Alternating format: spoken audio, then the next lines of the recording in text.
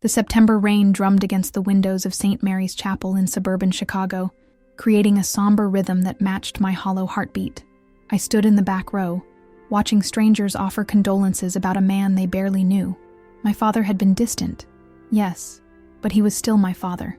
"I'm so sorry for your loss, Emma." The voice belonged to Rebecca Martinez, my former college roommate. Her black dress was perfectly tailored, her makeup flawless despite the supposed grief. She worked at Morrison & Associates, the same marketing firm where I'd been climbing the ladder before Dad's illness forced me to take extended leave. "Thank you for coming," I whispered, genuinely touched that she'd made the effort.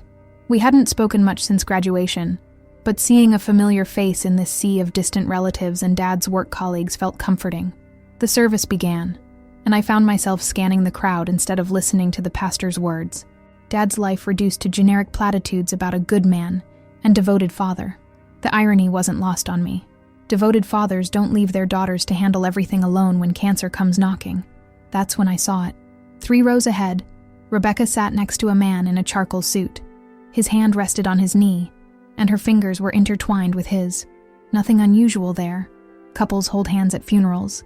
But then she turned to whisper something in his ear, and I saw her face clearly. She was smiling, not the polite, sympathetic smile you wear at funerals. This was different, intimate, conspiratorial.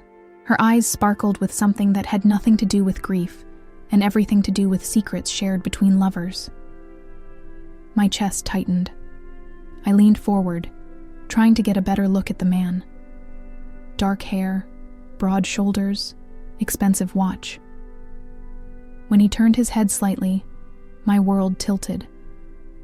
James Richardson, my fiancé of 2 years.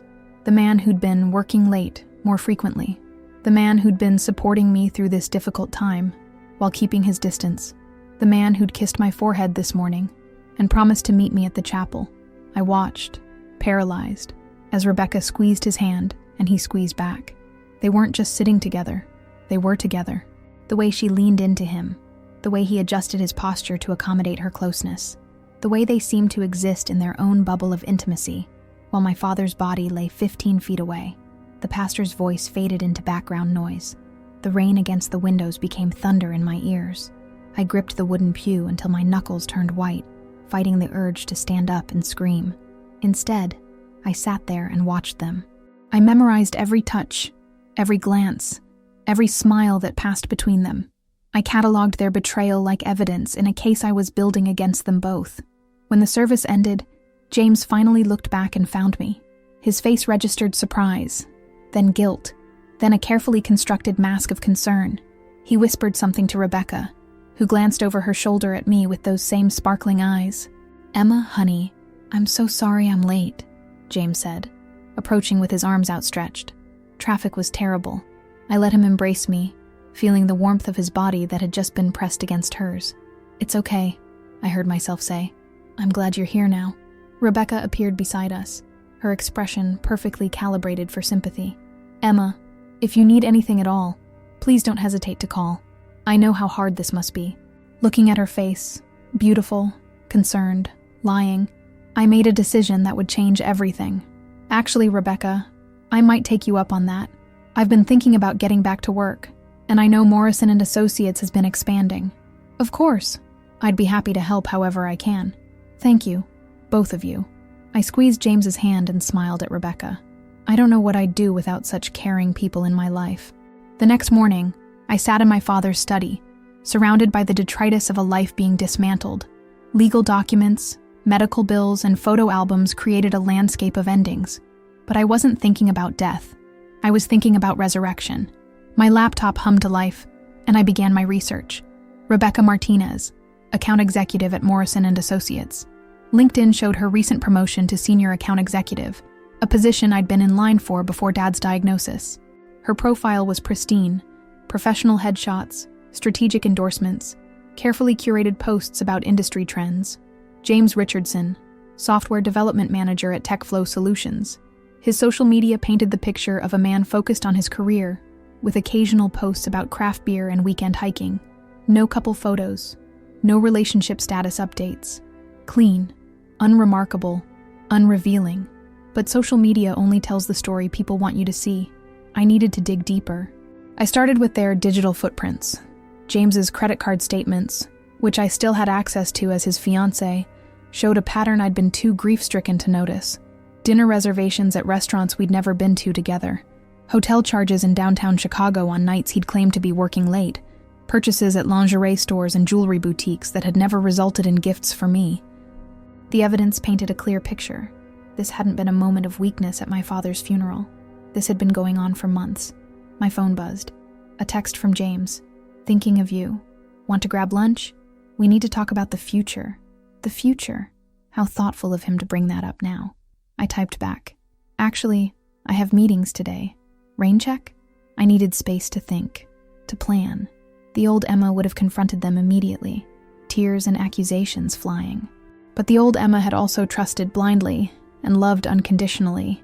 The old Emma was dead, buried alongside my father. Instead, I opened a new browser tab and began researching Morrison & Associates, company structure, recent clients, upcoming projects.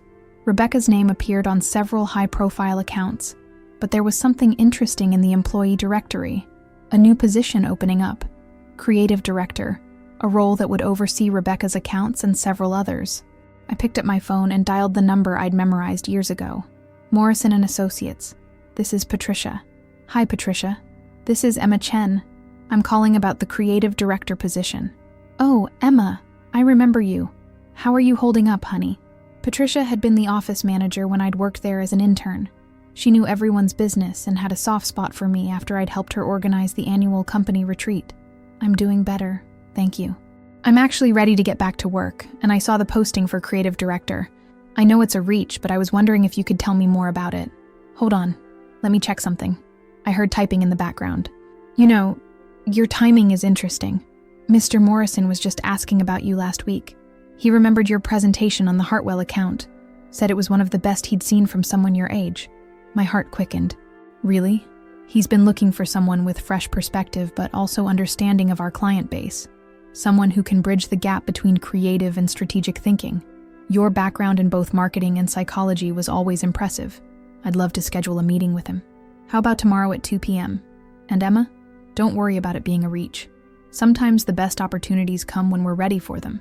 After I hung up, I sat back in Dad's leather chair and allowed myself a small smile. Rebecca had no idea what was coming. She thought she was safe in her perfect little world of stolen moments and secret relationships. But I was about to show her what happened when you mistake kindness for weakness. The Morrison & Associates building hadn't changed much in the 3 years since I'd left. Same marble lobby, same elevator music, same corporate artwork that tried too hard to look inspirational. But I was different. The woman who'd once been intimidated by these halls was gone. Patricia greeted me with a warm hug and ushered me into Mr. Morrison's office. He was older than I remembered, silver-haired and distinguished, with the kind of presence that commanded attention without demanding it. Emma, I was sorry to hear about your father. He was a good man. Thank you, Mr. Morrison. He taught me a lot about perseverance. I'm sure he did. Patricia tells me you're interested in our creative director position. I am. I know I don't have traditional creative director experience, but I believe my background gives me a unique perspective on client relationships and strategic thinking. What followed was the interview of my life.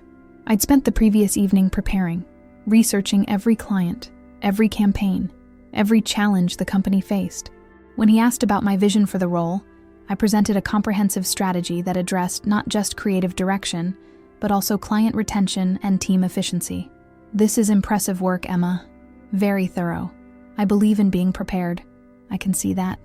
Tell me, what do you know about our current team structure? I know Rebecca Martinez has been doing excellent work on the Hartwell account. She's talented and dedicated. The words tasted like ash, but they were true. Rebecca was good at her job. That made what I was about to do even more satisfying. She is.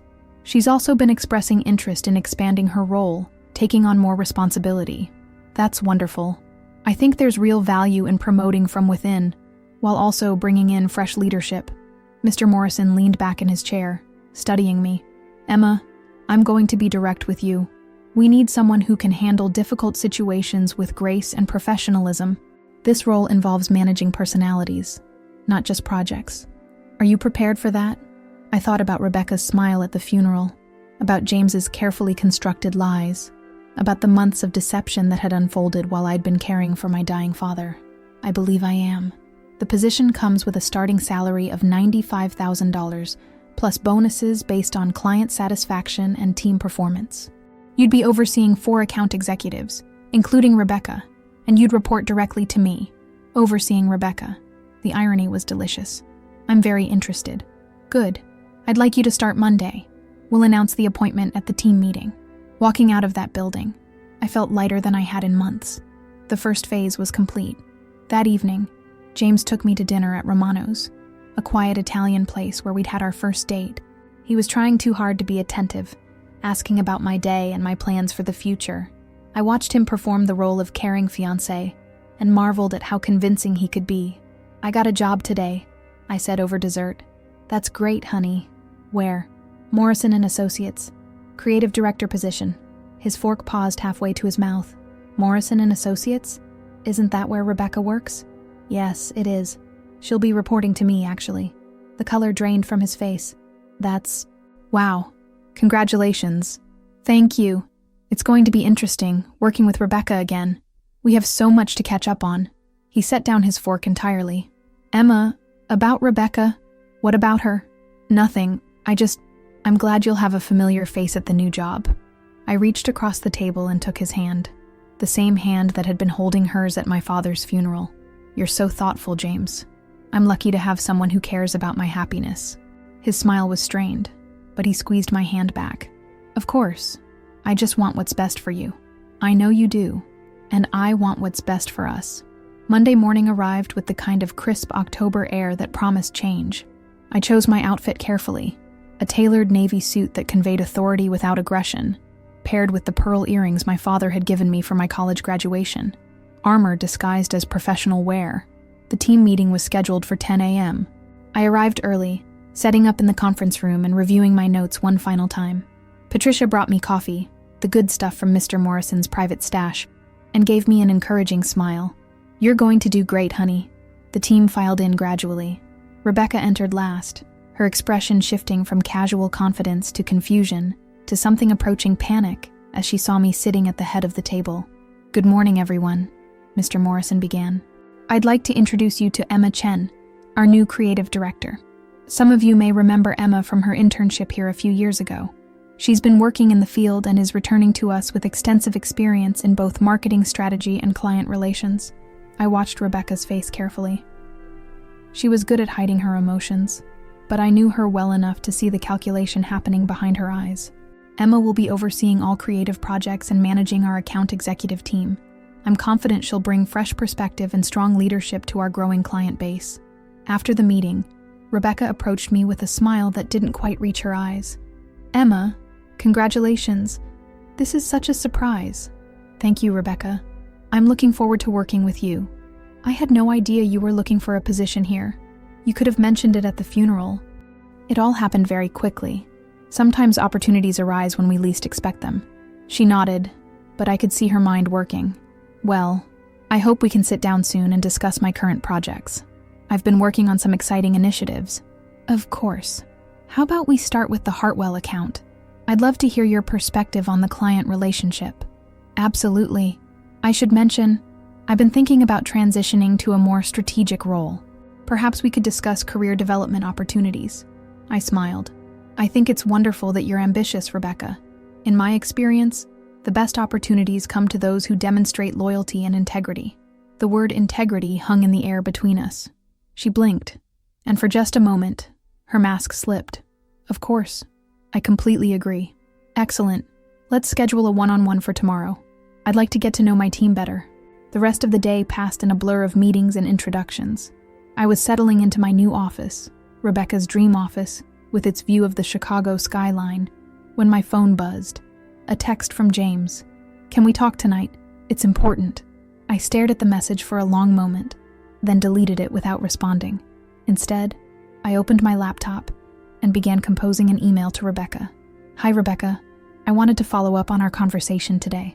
I've been reviewing the Hartwell account files, and I'm impressed with your work. However, I noticed some discrepancies in the client contact logs from the past few months. Could you come in early tomorrow so we can discuss? I'd like to clear this up before our team meeting. Thanks, Emma. I hit send and leaned back in my chair. The discrepancies were real. Rebecca had been padding her hours and inflating her client interaction reports.